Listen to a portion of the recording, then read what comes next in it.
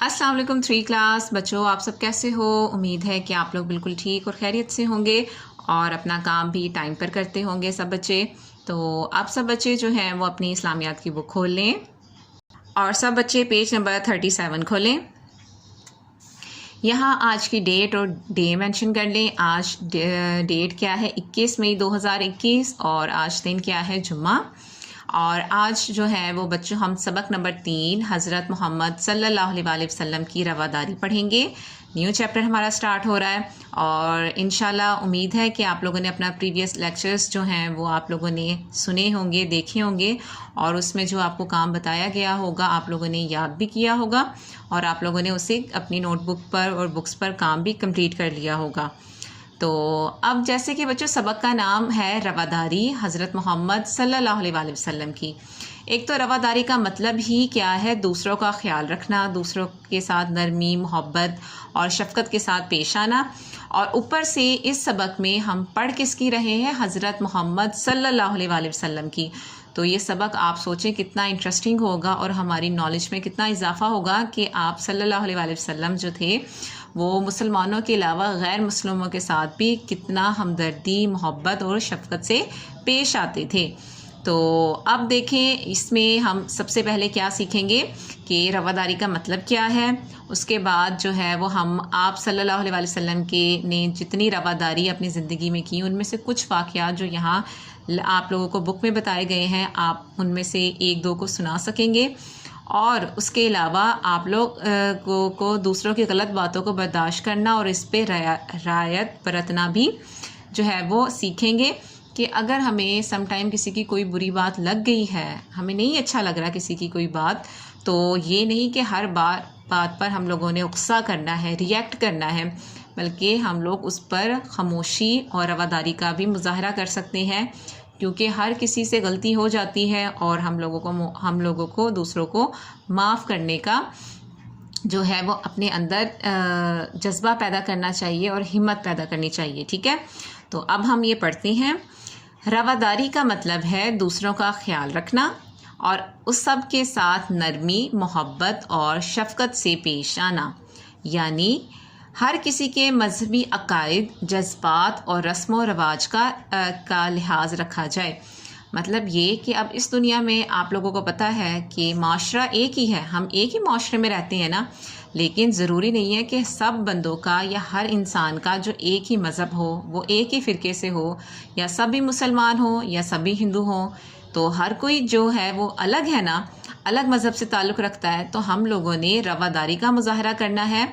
हमने मजहबी जो अकायद है उनके जो उनके जज्बात हैं, उनके रस्म व रवाज हैं, उनकी जो है वो हमने उनका लिहाज करना है। कोई ऐसा काम ना किया जाए जिससे लोगों के जज्बात को ठेस पहुँचे। सम टाइम ऐसा होता है कि हम लोग जो है वो मुंह से ऐसे गलत अल्फाज कह देते हैं, जिस तरह को भी हमारा कोई गैर मुस्लिम से हमारा ताल्लुक़ होता है या उनसे कोई मतलब हमारा राब्ता हो जाता है या बात करते हैं, तो हम लोगों को इस तरह की कोई बात या इस तरह का अमल नहीं करना चाहिए कि उसको ये फ़ील हो कि ये हमसे नफ़रत करता है, ये हमें जो है वो हम लोगों को पसंद नहीं करता, क्योंकि इस्लाम हमें इस बात की इजाज़त नहीं देता। इस्लाम रवादारी का दर्स देता है। हमारा जो मज़हब है वो हमें बताता है कि हम लोगों को दूसरों के साथ नरमी, मोहब्बत और शफ़क़त से पेश आना है।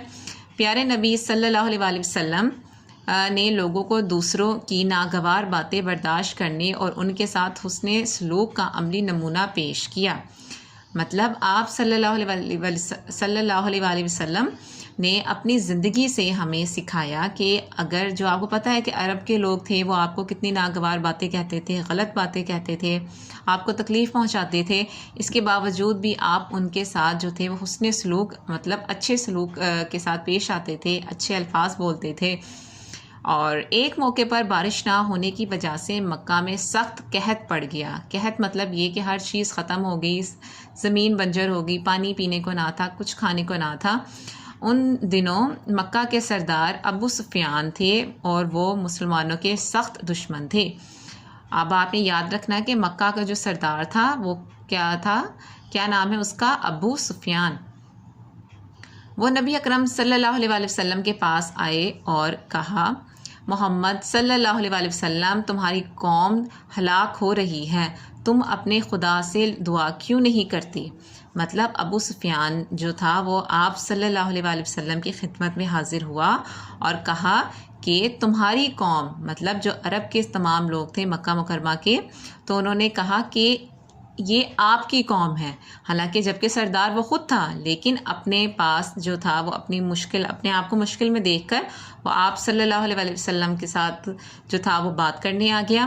آپ صلی اللہ علیہ وآلہ وسلم نے رشتہ داروں کا لحاظ کرتے ہوئے اس کے کہنے پر بارش کے لیے دعا کی۔ اللہ تعالیٰ نے آپ کی دعا قبول کر لی، مطلب جب آپ نے دعا کی تو اللہ نے آپ کی دعا قبول کر لی۔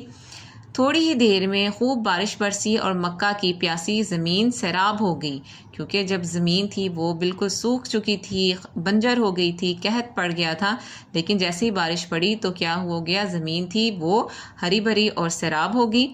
ایک موقع پر نجران کے علاقے سے آپ صلی اللہ علیہ وآلہ وسلم کی خدمت میں عیسائیوں کا ایک وفد جو تھا وہ حاضر ہوا۔ وفد کا مطلب ہوتا ہے کہ جس طریقے سے ہم ایک بندے کو اپنا پیغام دے کر بھیج دیں، اور عیسائیوں کا جو ایک شخص تھا اس نے اپنا پیغام دے کر جو بھیجا تو اس کو کہا جاتا ہے وفد۔ آپ صلی اللہ علیہ وآلہ وسلم نے عیسائیوں کو مسجد نبوی میں ٹھہرایا۔ عیسائی مسجد نبوی میں اپنے طریقے کے مطابق عبادت کرتے تھے، آپ صلی اللہ علیہ وآلہ وسلم نے ان کو منع نہیں فرمایا۔ دیکھیں اب یہاں تک ہم نے آج پڑھا ہے، تو اس میں ہم نے دیکھیں یہ لاسٹ والا جو ہمارا جو واقعہ ہے، اس میں کیا ہم پڑھ رہے ہیں کہ ایک عیسائی وفد آیا، جبکہ اور آپ نے انہیں کہاں ٹھہرایا؟ مسجد نبوی میں، اور اس کے بعد آپ نے کیا کہا کہ انہیں ان کی عبادت کے مطابق جو وہ عبادت کرتے تھے کرنے دی، اور انہیں ان کی عبادت کرنے سے بھی منع نہیں کیا۔ تو بچوں یہ یہاں تک آج پڑھا ہے، ہم لوگ انشاءاللہ نیکسٹ لیکچر میں ہم یہاں سے اس واقعے کو آگے کنٹینیو کریں گے۔ تب تک آپ لوگوں نے ان واقعات کو پڑھنا ہے اور ان کو دیکھنا ہے کہ ہمارے نبی میں کون کون سی جو تھی وہ عادات تھیں، اور ان کا جو حسن سلوک تھا، وہ کافر بھی تھے، وہ اس چیز کو مانتے تھے۔ تو ہم لوگوں نے، کیونکہ ہم سب جو ہیں وہ آپ صلی اللہ علیہ وسلم کی امت میں سے ہیں، تو ہم لوگوں کو بھی اس پر عمل کرنا چاہیے۔ تو آپ اپنا بہت خیال رکھیے گا، دعاؤں میں یاد رکھیے گا۔ اللہ حافظ۔